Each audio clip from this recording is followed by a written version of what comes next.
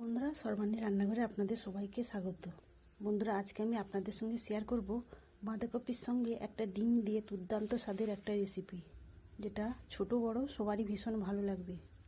আর এরকম একটা রেসিপি গরম ভাতের সঙ্গে থাকলে মাছ মাংস কিছুই লাগবে না। আশা করি সবারই ভালো লাগবে।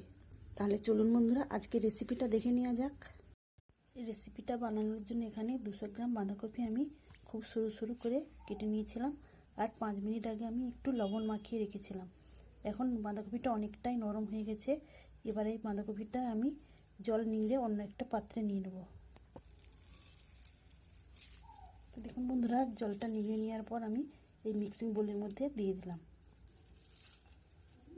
তো বন্ধুরা, এখানে আমি আমার প্রয়োজন অনুযায়ী উপকরণ নিয়ে রেসিপিটা বানাচ্ছি। আপনারা আপনাদের প্রয়োজন অনুযায়ী উপকরণ নিয়ে রেসিপিটা বানাবেন। এখানে সব বাঁধাকপি আমি জল নিংড়ে নিয়েছি। আর দেখুন বন্ধুরা, কতটা জল বেরিয়েছে। এই জলটা আমি ফেলে দেবো। এবার আমি এর মধ্যে দিয়ে দেবো গ্রেট করা গাজর। তো বন্ধুরা, আমি এখানে এই পরিমাণটা গাজর দিয়ে দিই। আর দেওয়ার জন্য নিয়েছি একটা বড় সাইজের পেঁয়াজ কুচি, 3টে কাঁচা লঙ্কা কুচি, হাফ চা চামচ রসুন কুচি, হাফ চা চামচ আদা কুচি।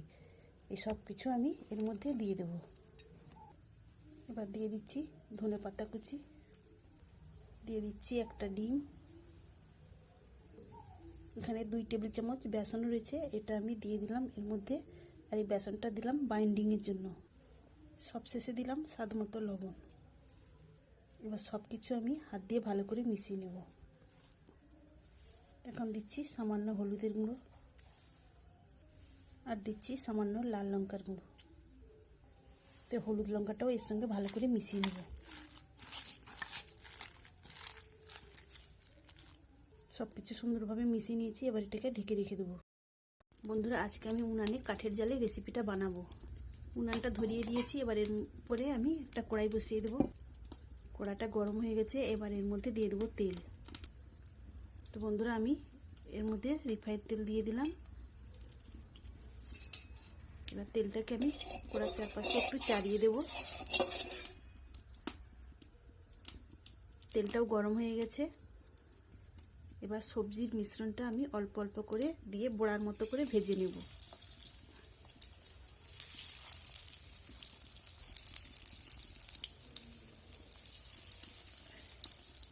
এক পাশটা আঁচ খেয়ে গেলে অন্য পাশটা ভাজার জন্য উল্টে দেব।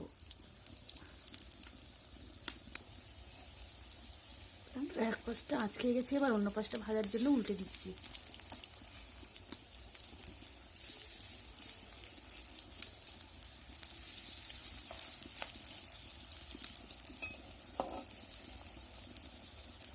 তো বন্ধুরা, এটা বেশি জালে ভাজলে হবে না, তাহলে খুব তাড়াতাড়ি উপরটা লাল হয়ে যাবে কিন্তু ভেতরটা কাঁচা থেকে যাবে। তাই কম জালে ধীরে ধীরে উল্টে পাল্টে ভেজে নিতে হবে।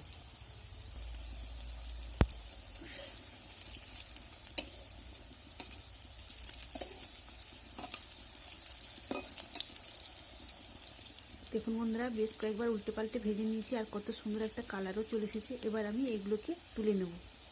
এখানে বড়াগুলো তুলে নিয়েছি, বাকিগুলো একই রকমভাবে ভেজে নেব।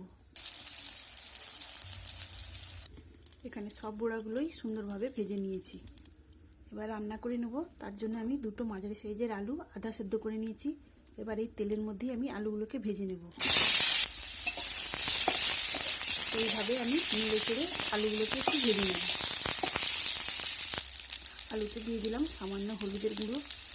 হলুদটা দেওয়ার পর আমি আবারও আলুগুলোকে নেড়ে চেড়ে নেব। আলুগুলোকে সুন্দরভাবে ভেজে নিয়েছি। এবার আলুগুলোকে আমি তুলে নেব। এবার ওই কড়ার মধ্যে আবারও একটু তেল দিয়ে দিলাম। তেলের মধ্যে দিয়ে দিলাম সামান্য গোটা জিরে, দিয়ে দিলাম একটা তেজপাতা, 3টে কাঁচা লঙ্কা। একটু নেড়ে চেড়ে নেওয়ার পর এর মধ্যে দিয়ে দেবো একটা বড় সাইজের পেঁয়াজ কুচি। পেঁয়াজটাকে একটু আমি নেড়ে চেড়ে নেব। প্রায় মিনিট খানেক পেঁয়াজটা ভেজে নেওয়ার পর আমি এর মধ্যে দিয়ে দিচ্ছি একটা বড় সাইজের টমেটো কুচি। টমেটোটাও আমি এর সাথে ভালো করে নেড়ে চেড়ে নেব। টমেটো যাতে তাড়াতাড়ি সেদ্ধ হয়ে যায় তাই আমি দিয়ে দিলাম সামান্য লবণ। লবণটা দিয়ে আমি আবারও ভালো করে ভেজে নেব। আবারও প্রায় মিনিট খানেক ভেজে নিয়েছি। এবার আমি দিয়ে দিচ্ছি 1 চা চামচ আদা রসুন বাটা, দিচ্ছি সামান্য লাল লঙ্কার গুঁড়ো, দিচ্ছি হলুদের গুঁড়ো। এবার সব কিছু ভালো করে নেড়ে চেড়ে নেব।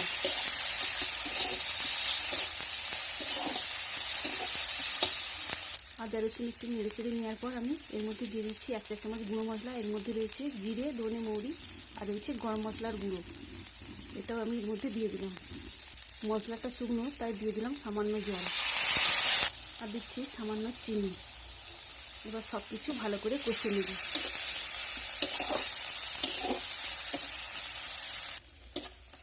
সব কিছু এইভাবে নেড়ে চেড়ে নেওয়ার পর আমি এবার একটু ঢেকে দেব। মিনিটখানেক ঢেকে রাখার পর আমি ঢাকাটা খুলে নিচ্ছি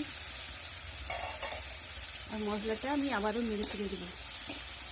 এখন দেখুন বন্ধুরা, মশলা থেকে তেলও ছেড়ে দিয়েছে। এবার আমি এর মধ্যে ভেজে রাখা আলুগুলো দিয়ে দেব, দিয়ে মশলার সাথে আলুগুলো ভালো করে ভেজে নেব। তো মশলার সাথে এইভাবে আলুগুলো কষে নেওয়ার পর আমি এবার দিয়ে দেবো জল। তো জলটা আমি গরম করে নিয়েছি, সেই গরম জলটাই আমি এর মধ্যে দিয়ে দেবো।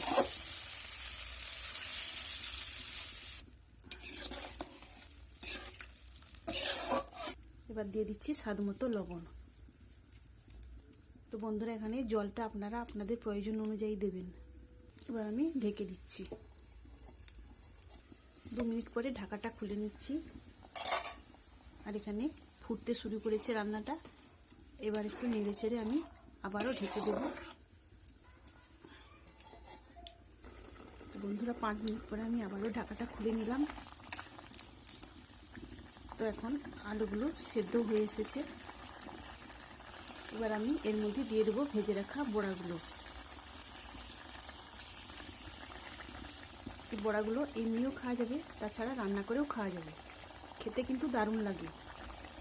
এখানে আমি সব বড়াগুলোই দিয়ে দিয়েছি। আর নেড়ে চেড়ে আমি আবারও 2 মিনিটের মতো ফুটিয়ে নেব। তো বন্ধুরা, আজকে রেসিপিটা আপনাদের ভালো লাগলে অবশ্যই একটা লাইক দেবেন, সেই সঙ্গে আমার চ্যানেলটি সাবস্ক্রাইব করে আমার পাশে থাকবেন।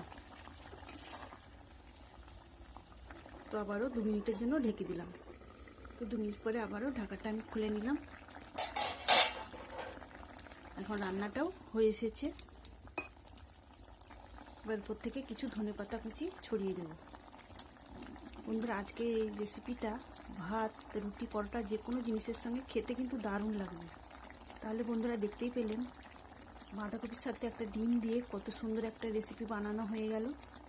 আপনারা অবশ্যই বাড়িতে বানাবেন, দেখবেন সবারই খুব ভালো লাগবে। আর আজকের এই রেসিপিটা আপনাদের কেমন লাগলো কমেন্ট করে জানাবেন।